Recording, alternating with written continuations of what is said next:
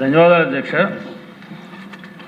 Social welfare డిపార్ట్మెంట్కి సంబంధించి మంత్రివర్యులకి కూడా మా నియోజకవర్గానికి సంబంధించి కూడా ఒక విషయం నోటీసులో పెట్టాలని చెప్పని అడిగాను అధ్యక్ష.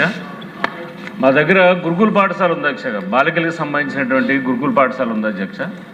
దాంట్లో పేద విద్యార్థులందరూ చదువుకోవడంతో కొంచెం మెరుగైనటువంటి ఫలితాలు కూడా వస్తూ ఉన్నాయి. దాంతో పిల్లలు బాగా చదువుకోవడం, కాంపిటీషన్ కూడా ఎక్కువ ఉంది. అక్కడ పనిచేస్తున్నటువంటి టీచింగ్ కానీ నాన్ టీచింగ్ కానీ, అదేవిధంగా సోషల్ వెల్ఫేర్ హాస్టల్లో పనిచేస్తున్నటువంటి వాళ్ళు ఎవరైతే అటెండర్స్ కానీ కుక్స్ కానీ అక్కడ పనిచేస్తున్న అవుట్సోర్స్ ఉద్యోగస్తులు ఎవరైతే ఉన్నారో వాళ్ళందరూ కూడా చాలా కాలం నుంచి కూడా సుమారుగా 10-15 సంవత్సరాల నుంచి అయితే కనుక అక్కడ ఉన్న పనిచేస్తున్న టీచర్స్ కూడా మాకు రెగ్యులరేషన్ అవ్వలేదని చెప్పని కూడా చాలా ఇబ్బంది పడతా ఉన్నారు. వాళ్ళు డిఎస్సీలో వాటిలో కూడా క్వాలిఫై కూడా చేయడానికి కూడా ఇబ్బంది ఉందని చెప్పని కూడా చెప్పడం జరిగింది అధ్యక్ష.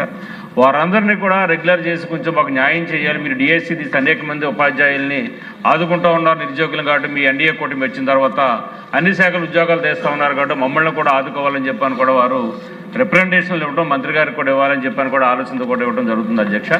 సో హాస్టల్లో పనిచేస్తున్నటువంటి వాళ్ళు కూడా అదేవిధంగా ఇబ్బంది పడుతున్నారు. సాలిసాలని జీతాలతో ఇప్పుడు మనం చూసుకుంటే కనుక మార్కెట్లో కూడా అన్ని రకాల కూడా రేట్లు కూడా పెరుగుతున్నటువంటి పరిస్థితుల్లో వాళ్ళ జీతభత్యాలు కూడా పెరగని పరిస్థితుల్లో వాళ్ళు చాలా కుటుంబాల పోషణ కోసం, పిల్లల్ని చదివించుకోవడం కోసం ఇబ్బంది పడుతున్న పరిస్థితి ఉంది. కాబట్టి మా నియోజకవర్గమే కాదు, మీరు చెప్పినట్టుగా రాష్ట్ర వ్యాప్తంగా కూడా ఈ సమస్య ఉంది. కాబట్టి ఇటువన్నీ కూడా దృష్టిలో పెట్టుకుని ఈ అవుట్సోర్స్ పనిచేస్తున్న ఉద్యోగస్తులకి జీతాలు పెంచేటువంటి విధంగా కొంచెం తగు చర్యలు తీసుకోవాలని చెప్పని మీ ద్వారాగా మంత్రివర్యుల్ని కోరుతున్నా అధ్యక్ష. థ్యాంక్ యూ అధ్యక్ష.